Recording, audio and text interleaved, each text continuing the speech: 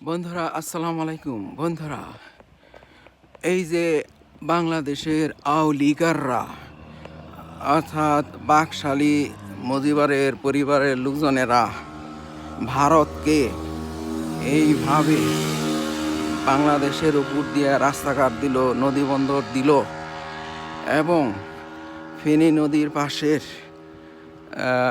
যেই বিশাল একটা এলাকা বিলুনিয়া থেকে মিরসরাই পর্যন্ত এলাকা শুধু ভারতীয়দেরকেই অর্থনৈতিক অঞ্চল করার সুযোগ দিল। এটা কি ভারত আমাদেরকে দিবে? অবশ্যই না। তাহলে আমরা কি জন্য ভারতকে এ ধরনের সুযোগ দিতে যাব? এগুলো অবশ্যই ক্যান্সেল করতে হবে। আসুন বন্ধুরা, আমরা সকল রকম সুযোগ